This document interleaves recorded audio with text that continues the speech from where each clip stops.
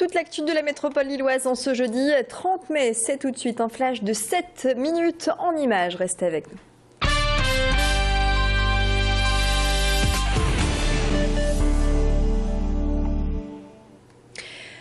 Un capitaine de police lillois soupçonné de vol aggravé. L'homme a été placé en garde à vue mardi au commissariat de Roubaix. Aujourd'hui, il a été présenté à un juge d'instruction en vue d'une comparution immédiate.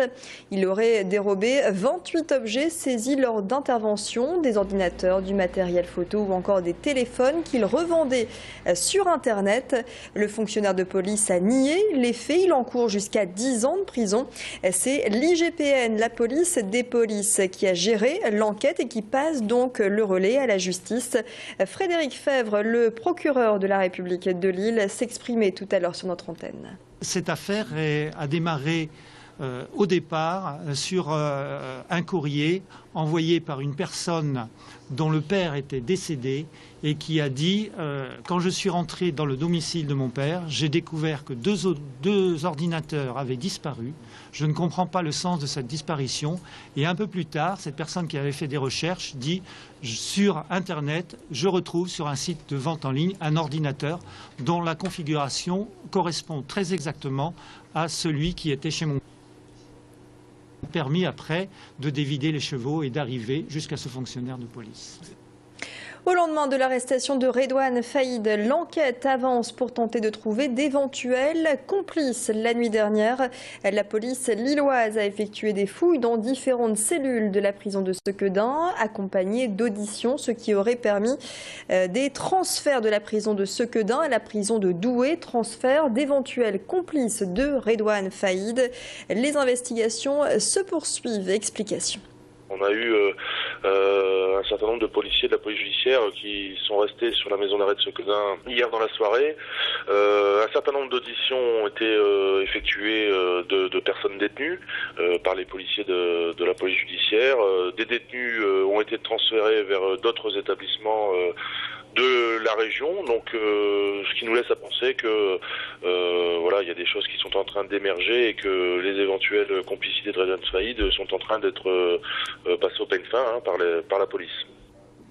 Il y a quelques jours, nous vous parlions de ce squat situé à l'île Fives, infesté par des rats. Un squat occupé par des familles roms et qui doit accueillir la construction prochainement de nouveaux logements. Des travaux de déblaiement et d'assainissement ont commencé. 6 bennes ont déjà été remplies et le travail est de longue haleine. Les pelleteuses ont commencé à déblayer des tonnes de détritus en tout genre, des vêtements, de l'électroménager, des meubles abandonnés. Sur les lieux, vous les avez vus, des centaines de rats morts et qui partent à l'équarrissage. Pour les riverains qui avaient signé une pétition contre la prolifération de ces rongeurs, c'est le soulagement. Apparemment, il y a eu une visite des responsables qui ont condamné certains accès, notamment à l'endroit d'où venaient tous ces rats. Là, on en voit beaucoup moins. Pour dire pas du tout depuis quelques jours. Avant, quand je passais dans la rue, il y avait quand même, on voyait facilement 2-3 rats qui traînaient en passant devant l'école. Maintenant, avec les travaux d'assainissement, si, c'est beaucoup mieux. Même moi ici, on avait réussi à avoir un rat. Donc oui, on a tout fait déguerpir, mais maintenant c'est beaucoup mieux. À présent, sur le plan social, dans la métropole lilloise, toujours cette mobilisation des agents de stérilisation au CHR de Lille. Ils sont en grève depuis le 14 mai, après l'annonce d'une nouvelle organisation dans leur service. Ils s'inquiètent précisément pour l'avenir des contractuels en poste dans ce secteur. À la suite de leur précédente manifestation, 10 salariés et 4 syndicalistes ont reçu des avertissements. La direction leur reproche d'empêcher le bon fonctionnement du service stérilisation, direction que je vous propose d'écouter juste après ce représentant syndical. Ce qui est dommage, ce qu'il faut voir, c'est que c'est un projet de réorganisation dans lequel on est obligé d'associer les personnels. On ne peut pas se permettre de réorganiser sans en parler avec les personnels. Ils peuvent être en désaccord. Il y a ce problème-là. Il y a le problème des contractuels. C'est des problèmes qui sont très légers au regard du nombre de salariés qui est au CHR de Lille, qui sont à 11 000 non-médecins.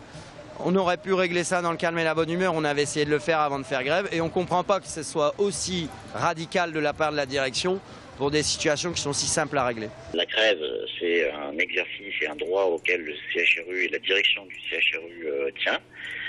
Nous respectons tout à fait le droit de grève et nous souhaitons le respecter totalement dans son exercice.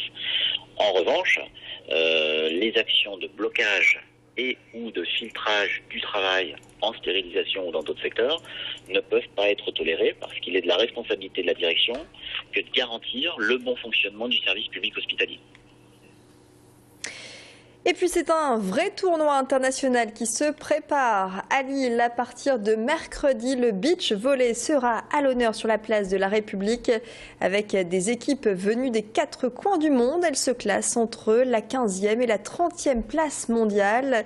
Événement qui était donc présenté en conférence de presse par, vous l'avez vu, l'élu chargé des sports. Parmi les grands favoris, les Italiens chez les hommes et les Américaines chez les femmes. 5 jours de compétition qui n'ont pas été évidents à mettre en place pour les organisateurs qui ont dû trouver de nouveaux financements pour cette édition 2013. On aura bien sûr l'occasion de reparler de ce beach volley du côté de la place de la République à Lille sur Grand Lille TV. On reste dans l'actu côté ciel, cette fois restez avec nous.